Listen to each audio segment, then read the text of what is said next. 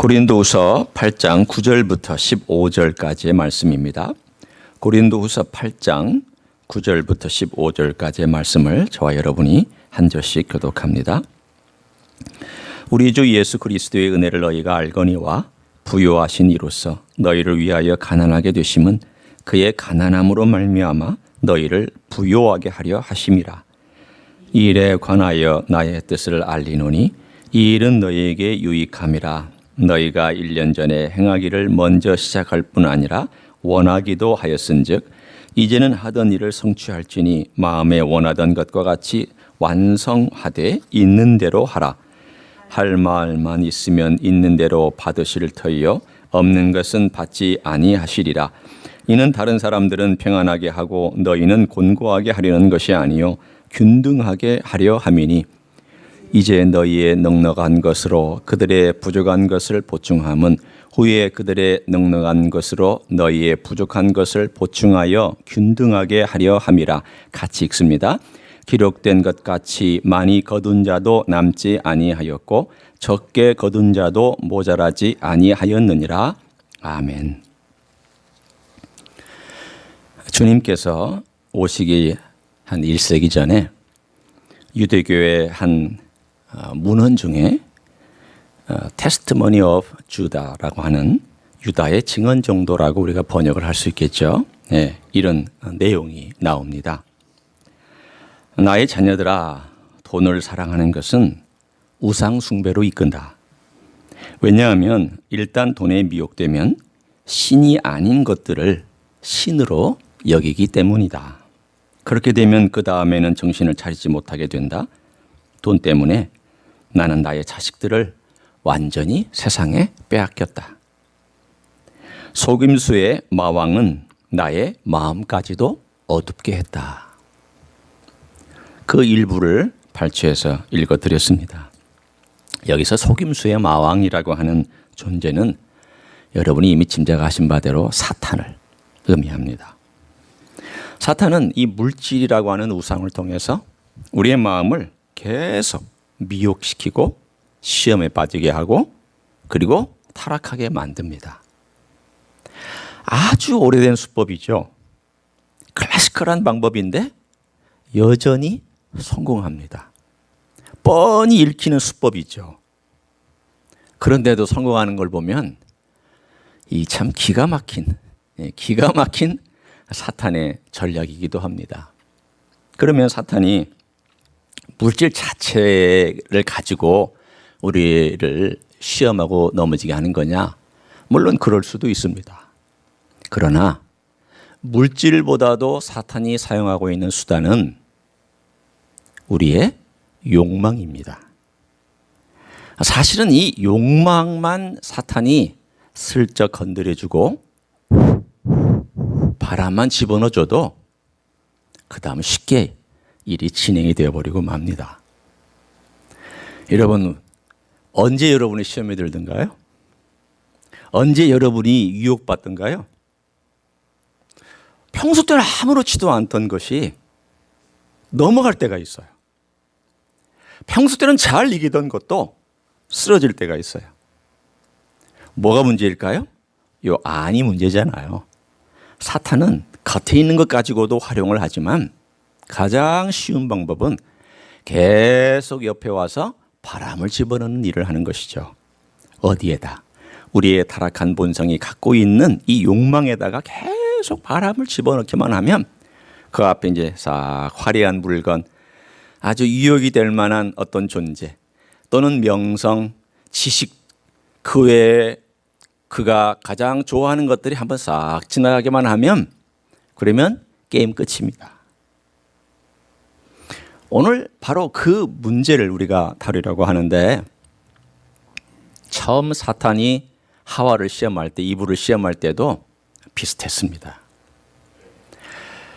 제가 지난주 우리 최 목사님이 설교를 하고 같이 만나서 이제 여러 이런 얘기하는 가운데 이레니우스 얘기를 하나 해주셔서 재미가 있어서 제가 들려드립니다. 여러분, 사탄이 시험할 때 이브가 넘어갔잖아요. 우리는 흔히 남자들이나 또는 사람들이 생각하기를 왜 이브가 이렇게 넘어가가지고 인간이 타락해가지고 이렇게 됐는지에 대해서 이브를 많이 욕합니다. 그래서 남자보다 여자가 더 시험에 약하다고. 그런데 2세기 교부인 이레니우스가 그런 말을 했대요. 네가 여자가 약한 줄 아느냐? 여자는 사탄하고 논쟁까지 해봤지만 남자는 끽소리 못하고 아무 말도 못하고 사탄의 영역에 넘어갔다. 그렇게 얘기를 하면서 여자가 결코 약해서 넘어간 게 아니다. 그렇게 2세기의 교부가 그런 말을 했다는 걸 들으면서 굉장히 앞서가는 교부구나라는 생각을 했습니다. 맞아요. 여자가 약해서 넘어간 건 아니에요. 그러나 여기 또 한 가지 우리가 한번 봐야 될 게 있습니다. 그게 뭘까요? 사탄하고 말 섞으면 집니다. 여러분이 사탄하고 말 섞기 시작하면 이길 사람 없습니다. 사탄은 어떻게 하라고 그랬죠? 예수 이름으로 예수님의 이름으로 물러나라. 대적하라고 그랬지. 대적하고 예수님의 이름으로 대적하라고 그랬지. 이렇게 말 섞기 시작하면 논리를 따지고 논쟁하고 또 내가 얼마나 성경 지식이 많은지에 대하여 가지고 있으면서 하기 시작하면 100이면 100 우리는 실패합니다. 아마도 하와가 성경 지식이 없어서 진 것 같지는 않아요. 아마도 하와가 하나님에 대한 지식이 없어서 진 것 같지는 않아요. 문제는 뭐였을까요? 이 안에 있는 어떤 그 바람, 처음에는 선한 바람이었지를 모르지만 내 안에 있는 어떤 그 욕망, 이런 부분에 대하여 사탄이 조금씩 바람을 집어넣기 시작을 했습니다. 처음에는 아주 가벼운 바람, 아주 부드러운 바람이었겠죠. 성경에 보면 먹음직하고 보암직하고 지혜롭게 함직만 하다라고 되어 있습니다. 그러니까 그 안에 있는 욕망을 계속 불러일으켜서 결국은 우리의 최초의 어머니인 하와가 넘어진 거죠. 사탄이 하는 수법은 그렇습니다. 따라서 이것을 어떻게 우리가 이길 수 있느냐? 여러분, 이미 바람이 들어오면 대부분은 넘어집니다. 100%라고 말하기는 뭐 그렇지만 이미 바람이 들어와서 내 욕망이 나를 좌지우지하면 이미 그때는 거의 넘어집니다. 어떻게 해야 할까요? 내 욕망에 바람이 들어오지 못하도록 해야 되죠. 제일 쉬운 건 그때입니다. 이미 바람이 들어오기 시작하면은 어디선가 바람이 들어와서 나를 지배하니까 그게 뭘까요?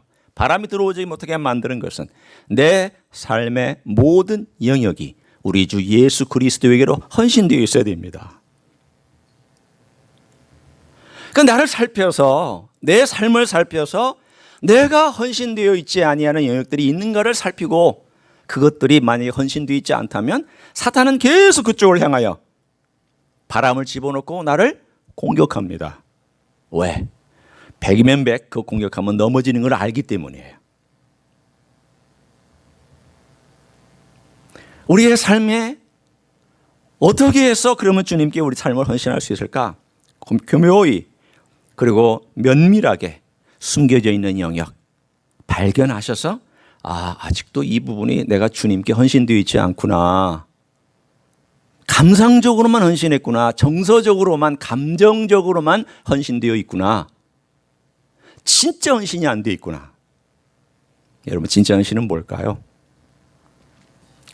내 삶에 시간과 에너지와 물질이 들어간 것이 진짜 헌신입니다.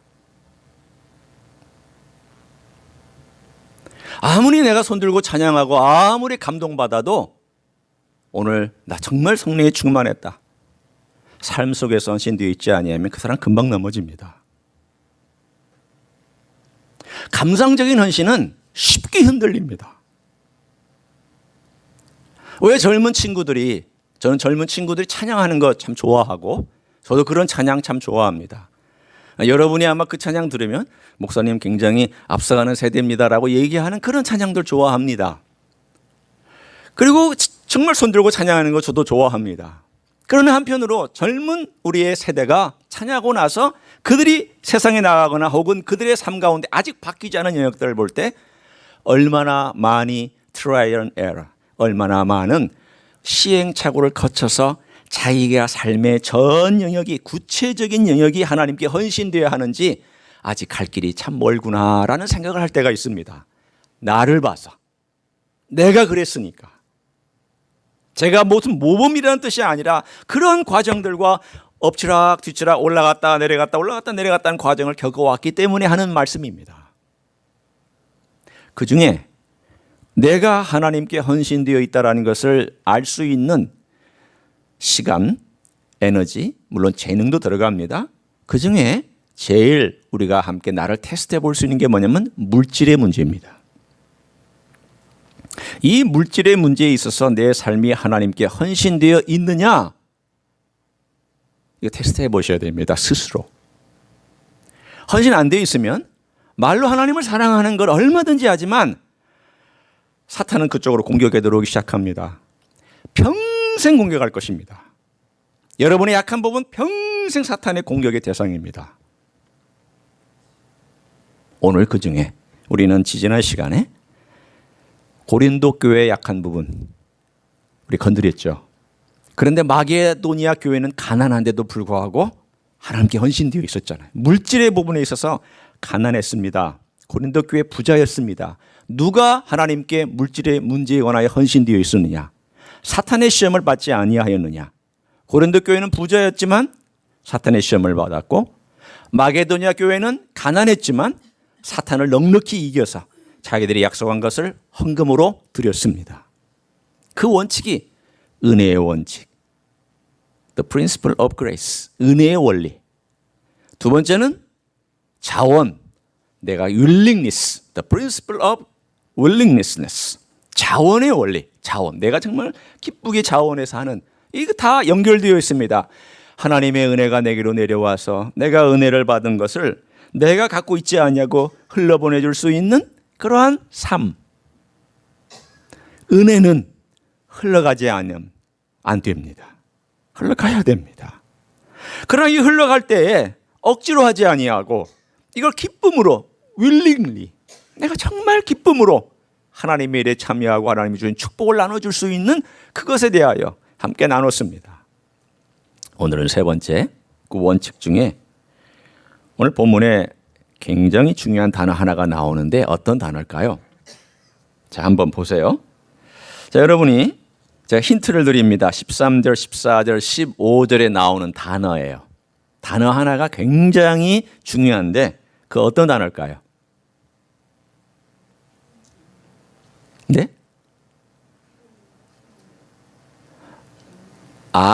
지금 개역 성경 갖고 계시죠?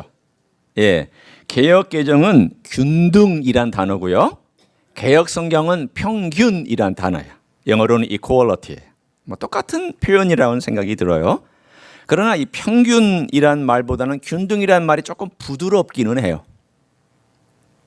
어떤 그 국어의 뉘앙스를 볼 때에는 이게 뭘까요? 사실은요, 이 평등, 평균 혹은 균등이란 이 표현은 공산주의자들이 많이 쓰는 단어예요. 공산주의자들이 이거 하려고 했잖아요. 그런데 공산주의가 실패한 이유가 뭘까요?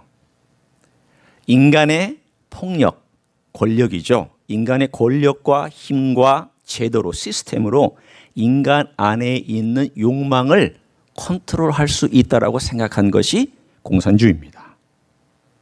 공산주의가 왜 70년 만에 실패했을까요? 딱 하나입니다. 정답은 딱 하나입니다. 인간 안에 있는 욕망을 그들은 너무 간과했고 쉽게 생각했던 것입니다. 인간의 욕망은 사회주의나 공산주의로 컨트롤되는 것이 아닙니다. 수천 년을 내려온 히스토리인데 아담의 타락 이후로 그 오랜 세월 동안 인간 안에 키워온 욕망이 공산주의로 그게 컨트롤될 수 있을까요? 밖에 있는 시스템으로 컨트롤될 수 있을까요? 제도로 컨트롤될 수 있을까요? 권력으로 컨트롤될 수 있을까요? 안 됩니다. 이건 불가능한 일입니다. 그들은 인간의 욕망을 너무 쉽게 생각했습니다. 제가 이렇게 쉽게 얘기해도 되는지 모르지만 적어도 결론은 그렇습니다. 그런데 그러면 여기서 나와 있는 이 균등하다는 표현은 뭘까요? 이거는 자발적인 걸 말합니다. 하나님의 은혜가 내 안에 들어와서 성령의 감동으로 나를 감동시키면 그 감동이 내 마음을 움직여서 내가 자원하고 자발적으로 움직여서 이것을 균등하게 나눠주려고 하는 그러한 마음. 그래서 이거는 누가 시켜서가 아닙니다. 교회가 해라. 교회가 이거 해야만 한다라고 얘기해서 하는 것이 아니라 내가 은혜를 받았는데 어떻게 하면 좋겠냐고. 내가 지금 하나님께 나를 축복해 주시는데 내가 어떻게 좀 나누면 좋겠느냐고. 목사가 언제 제일 기쁜 줄 아세요? 평신도 믿은 지 얼마 안 된 분이 와가지고 목사님 제가 예수님 믿고 나니까 참 좋은데 이제 봉사할 때 좀 어디 좀 찾아주시라고. 기분 너무 좋아요. 너무 좋아요. 야, 이분이 하나님의 은혜를 알아가고 있구나. 그리고 또 조금 더 성장하면 이렇게 와서 얘기합니다. 목사님 제가 아직 헌금을 어떻게 할 줄을 모르는데 좀 구체적으로 헌금을 어떻게 해야 되는지 좀 알려달라고. 목사가 얘기하기 전에 찾아와서 내가 헌금 생활을 좀 어떻게 하면 좋을지에 대하여 물어보는 성도가 있으면 제 마음이 너무 기뻐요. 왜? 자발적으로 변화받기를 원하고 있기 때문이에요. 그런 사람들 보면은요, 성장하는 게 눈에 보여요. 쑥쑥쑥 자라요. 시험도 오죠. 어려움도 겪죠. 그러나 잘하는 게 보입니다. 자발적입니다. 여러분 한번 생각해 보세요. 오늘 우리가 읽은 이 9장의 9절에 예수님의 예가 나오잖아요. 우리 주 예수 그리스도의 은혜를 너희가 알거니와 부유하신 이로써 너희를 위하여 가난하게 되심은 그의 가난함으로 말미암아 너희를 부유하게 하려 하심이라. 잘 읽어보시면 여기에 모든 원리가 다 들어있습니다. 어떤 원리일까요? 예수님 부유하신 분입니다. 근데 가난하게 되셨다는 것은 그분이 진짜 가난하다는 얘기가 아니에요. 오해하지 마세요. 주님은 하나님 되심을 포기한 적이 없어요. 인간이 되셨다고 하나님 포기하신 건 아니에요. 하나님의 권리를 그가 사용하는 걸 포기하였지 권리를 포기하신 건 아니에요. 내가 아버지인데 자식들하고 놀아주고 있어요. 내가 아버지가 조그마한 자식하고 놀아주고 있으면 내 아버지 된 권리까지 다 포기한 건가요? 그건 아니잖아요. 내가 낮은 자리에 내려와서 아버지가 명령할 수도 있고 뭐 할 수도 있는 걸 그냥 잠시 내려놓고 그 아기와 같은 마음으로 같이 놀아주고 있는 권리를 사용하는 것을 내가 포기한 거지. 아버지의 권위와 아버지의 권리를 내가 사용하지 않고 어린아이 같은 마음으로 놀아주고 있는 걸 얘기하고 있는 것이지 내 권리를 포기한 건 아니잖아요. 하나님 포기된 거 아니에요. 예수님이 이 땅에 내려오실 때 그분은 하나님이셨고 그분은 100% 하나님이셨어요. 100% 인간이셨어요. 그러나 그분이 자기의 모든 하늘의 축복을 가지고 이 땅에 내려오셔서 인간의 몸을 입은 자체가 가난하게 보이는 거예요. 왜? 안 쓰고 계시니까. 부자가 어마어마한 부자가 돈을 하나도 안 쓰고 있으면 우리는 뭐라고 그래요? 구두쇠라고 얘기를 하죠. 그 긍정적으로 얘기해 봐요. 돈이 어마어마하게 많은 부자가 남을 위해 주기 위해서 자기는 하나도 안 쓰고 있어요. 버스 타고 다니고 초라한 집에 살고 먹는 것도 아주 먹을 만큼만 딱 먹고 나머지는 다 남을 위해서 써요. 그럼 우리는 그 사람을 뭐라고 얘기를 해요? 구두쇠라고 얘기를 해요? 아니죠. 정말 멋진 사람이라고 얘기할 수 있어요. 그것보다 더한 이야기가 오늘 여기 9절에 써 있는 겁니다. 하늘의 모든 보와 천군 천사의 영광과 하나님 그분으로 누릴 수 있는 모든 것들을 쓰기를 잠시 보류하시고 이 땅에 우리의 육체를 입고 우리와 함께 어울리고 우리와 함께 먹고 우리와 함께 눈물 흘리고 먼지 뒤집어 쓰시고 그리고 우리의 죄를 위하여 돌아가시고 이 모든 일들을 하신 것은 뭐냐? 하늘에 있는 복을 가지고 내려오셨어요. 그리고 우리에게 어떻게 하셨냐? 나눠주신 거예요. 십자가를 통하여 나눠주셨고 부활을 통하여 나눠주신 거예요. 나눠주신 다음 그래 너희들 잘 먹고 잘 살아라. 그리고 하나님 주님 올라가셨어요? 네, 여러분 얘기 좀 듣고 싶어요. 주님 하늘의 복을 내려놔 주시고 축복해 주시고 자 너희들 이렇게 잘 먹고 잘 살아. 그리고 주님 올라가 버리셨어요? 그렇게 하시지 않았잖아요. 올라가셨지만 누구를 보내주셨어요? 성령님, 보혜사 성령님을 보내주셔서 우리와 함께 하게 만들어 주셨잖아요. 뭘 위해서 보혜사를 보내셨느냐? 많은 이야기가 있지만 그 중에 딱 하나만 골라서 얘기한다면 내가 미래에 너희를 데리러 올 것이다라는 약속의 증표로, 도장으로 성령님을 우리에게 딱 내려놓으시고 그렇게 약속하시고 주님 승천하신 거예요. 자, 그러면 이걸 그림으로 그려봐요. 하늘의 높은 보좌에서 낮은 우리에게 하늘의 놀라운 축복을 가지고 내려오셔서 우리를 주셨어요. 골고루 나눠주셨어요. 그리스도 안에 있는 자들이 골고루 나눠주셔서 나중에 되면 우리를 어떻게 하시기 위해서? 우리를 데리고 올라가시기 위해서. 결국은 주님께서 가지고 있었던 모든 특권과 아름다움과 축복들을 본인 혼자 누리지 아니하고 죄인 되었던 우리들에게 골고루 나누어 주시기를 위하여, 골고루 우리가 그 축복을 누리기 위하여 균등한 그 은혜를 같이 나누기 위하여 주님께서 일을 행하셨다는 거예요. 이 균등의 원리예요. 여러분, 우리가 왜 물질을 가지고 주님께 드리느냐? 주님께서 우리를 위하여 행하셨던 이 균등의 원리, 이퀄리티, 우리를 주님과 형제라고 부르기를 즐거워하셨고, 우리를 하나님의 아들이라 부르는 것 정말 기쁘게 행하셨고, 히브리서 2장의 말씀이에요. 우리를 신의 성품, 혹은 개역개정에 보면은 베드로후서 1장 4절에 신령한 성품이라고 나와 있어요. 뭐 신의 성품, 신령한 성품 다 비슷한 말씀이에요. 우리를 하나님과 동등한, 조심하세요, 위치는 아니에요. 어떤 누릴 수 있는 특권을 얘기하는 거예요. 하나님과 같이 대화할 수 있는 그 위치까지 우리를 끌어올리시는 그 놀라운 일을 누가 하셨느냐? 주님께서 우리에게 베푸르셨다는 거예요. 자, 이제 우리 얘기로 돌아옵니다. 마게도니아 교회는 어떤 지역이었습니까? 우상이 득실득실한 지역이었잖아요. 복음을 누가 보내줬습니까? 예루살렘 교회 출신, 그리고 물론 안디옥에서 보내줬지만 처음 복음을 전해준 사람들이 인종이 어떤 인종이었습니까? 유대인들이었잖아요. 예루살렘에서 훈련받고 복음에 또 훈련받았던 사람들 많이 와서 복음을 전해줬고 하나님의 교회를 세우는데 기초가 되었던 사람들입니다. 복음 받았습니다. 복음에 빚을 졌죠. 일종의 복음은 위에서부터 아래로 흘러내렸어요. 그런데 우리가 복음을 받고 정말 주님을 기쁘게 하다 보니까 잘 성장했어요. 같이 성장하다 보니까 물질적인 면에서 지금 예루살렘 교회가 기근 때문에 죽어나가고 있어요.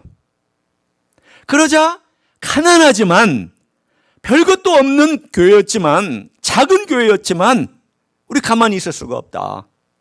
우리가 복음의 빚진 자로서 물질을 나눠주자. 복음을 나눠줄 수는 없고 물질을 나눠주자. 그래서 이 물질을 그들에게로 나눠준 거예요. 어떻게 하기 위해서? 평균케 하고 균등케 해서 같이 잘 살기 위해서. 생각해 보세요. 같이 잘 살아봤자 얼마나 잘 살겠어요. 여러분 한번 속을 생각해 보세요. 못 사는 사람이 나눠줘 봤자 얼마나 나눠줬을까? 겨우 풀칠할 정도로 나눠주지 않았겠어요?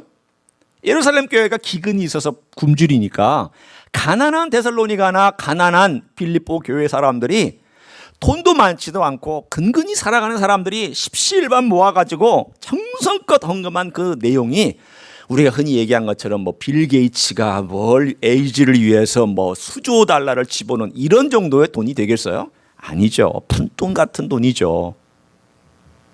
그러나 그들은 기꺼이 예루살렘 교회를 위하여 평균케 하는, 균등케 하는 하나님의 사랑이 흘러가도록, 물질을 통하여 흘러가도록, 복음을 통하여 하나님의 사랑이 우리에게 흘러왔듯이 물질을 통하여 하나님의 사랑이 그들에게 흘러가서 같이 잘 되고 같이 성장하고 같이 먹고 같이 생존할 수 있는 그 귀한 정신을 그들은 행했다라는 거예요.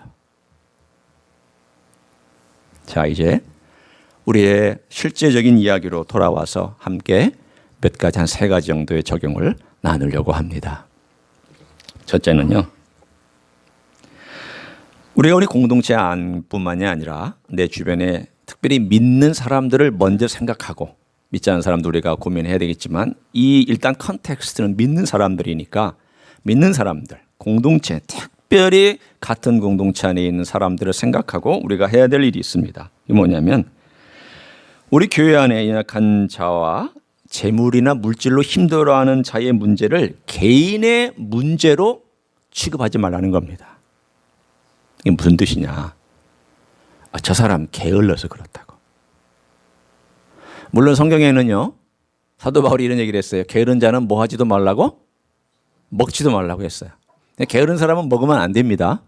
혹시 오늘 점심 때 나 게을렀다, 양심의 가책을 느끼시거든 점심 드시면 안 돼요. 제가 벌써 찔리기 시작하네. 분명히 우리는 게으름 먹지 않아도 돼요. 그러나 열심히 사는데도 불구하고 안 될 때가 있어요. 건강 때문에, 조건 때문에, 여러 가지 환경 때문에. 한국은 그게 심각하잖아요. 금수저, 은수저, 뭐 흙수저 이런 얘기 나오잖아요. 노력해도 안 되니까. 제가 알아요. 제가 강남에 있다가 강북에 가서 교회를 개척했잖아요. 그 차이를 금세 느껴요. 강북에 있다가 지방에 가잖아요. 그 차이를 금세 느껴요. 그 차이가 눈에 보이지 않는 차이인데 명확해요. 그래서 젊은이들이 절망하고 한국 사회에 있다는 것 자체가 헬 조선이라고. 헬, 이 지옥 같은 대한민국이라고 얘기할 정도로 그렇게 얘기를 해요. 저는 이해해요. 왜? 제가 그 사이에서 목회해봤고 그들의 고민을 들어봤기 때문에 알아요. 세상은 그렇게 불공평해요. 그러나 이 불공평하고 이 어려운 세상에서 일단 대한민국이나 또 미국이나 이 불공평한 이러한 부분에 대하여 우리가 기도를 해야 되겠지만, 일단 내 가까이 있는 사람들 안에서 내가 누군가가 재정적으로 어려움을 봤을 때에 내가 생각해야 될 게 뭐냐? 무관심하지 말라는 거예요. 개인의 문제라고 취급하지 말라는 거예요. 제발 개인의 문제니까 알아서 해야지, 이렇게 말하는 대신 내가 그분을 위해서 정말 도울 수 있는 일이 뭘까? 이렇게 생각하라고 주님께서 우리들에게 말씀해 주고 있습니다. 왜냐하면 돈이 많아서 도와주는 건 아니기 때문이에요. 내게 하나님이 주신 기회가 나로 하여금 일하게 했고, 내가 돈을 벌 수 있고, 내가 무언가를 가지고 있다면 덜 가지고 못 가진 사람들을 위하여 흘려보낼 수 있는 그러한 마음, 이게 예수님의 마음이에요. 예수님의 마음이에요. 개인의 문제일 수도 있지만 개인의 문제가 아닐 수 있다라고 하는 가정하에 우리는 우리 주변에 있는 재정적으로 힘들고 어려운 사람들에 대한 관심을 갖기를 원합니다. 두 번째는 상황은 언제든지 역전될 수 있다는 사실을 깨달아야 됩니다. 하나님께서 돈 뺏어가시는 일은요, 순식간에 푹 하고 사라져요. 여러분의 건강도 훅 하고 사라져요. 여러분의 관계도요, 훅 하고 사라져요. 하나님 뺏어가시면 금세 뺏어가셔요. 내가 하나님이 주신 기회와 재능과 물질을 하나님과 내 주변에 내 도움이 필요한 사람을 위해서 쓰지 아니하면 하나님께서 이런 것들 뺏어가실 수 있어요. 역전될 수 있어요. 내가 그때 할 수 있을 때 좀 도와줄 걸. 나중에 역전되고 나면은요, 내가 얼마나 했느냐에 따라서 돌아와요. 희한하게. 여러분 오해하지 마세요. 제가 인과응보의 법칙에 불교의 법칙을 얘기하려는 거 아니에요. 많이 베푸셔야 돼요. 많이 베푸세요. 은근히 많이 베푸세요. 은근히 많이 베푸세요. 역전될 날이 옵니다.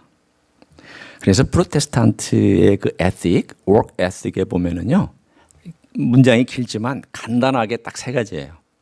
Earn as you can, save as you can, share as you can. 너 정직하게 벌어라. 최선을 다해서 벌어라. 그리고 게으르지 마라. 벌 수 있을 때 벌어라. 그러나 미래를 위해 투자하고 또 본문에 우리가 이 이야기가 쭉 연결되어 있는 거 꿈꿔바라지 말고 사치하지 말고 잘못된 거 투자하지 말고 네가 미래를 위해 투자할 어떤 부분은 남겨놔라. 그 다음 share. 네가 할 수 있는 만큼 share해라. 나눠라. 이것이 프로테스탄트의 그 work ethic, 일의 윤리의 가장 기본적인 세 가지였어요. 그 중에 맨 마지막에 sharing을 놨어요. 이거는 sharing이 맨 마지막이라는 것이 아니라 우리의 삶 가운데서 이것이 너의 일과 물질과 재능에 관한 종결이다라는 뜻이에요. 버는 게 알파라면 어떻게 쓰느냐가 오메가라는 뜻이에요. 우리의 삶 속에서 정말 주님이 기회 주실 때 역전되기 전에 열심히 일해서 버릇이야죠. 또 가능하면 비치지 않도록 하셔야죠. 그러나 중요한 것은 어디에 period가 딱 지켜야 되느냐. sharing 해야 된다는 거예요. sharing. 거기까지가 주님이 원하시는 겁니다.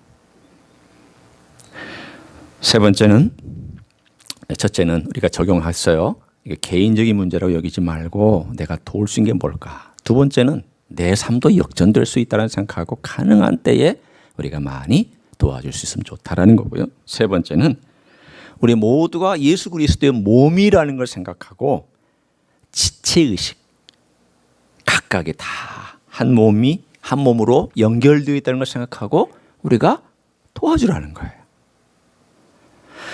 우리 몸에서 제일 욕심이 많은 세포가 뭘까요? 여러분에게는 없을 수도 있어요. 제일 욕심이 많아. 그냥 다고 계속 달라고만 하는 그러한 욕심 많은 세포가 뭘까요? 네? 그렇게 아시는 게 없으세요? 아시면서도 대답을 안 하시는 것 같아요. 혹시 틀릴까 봐. 암세포예요.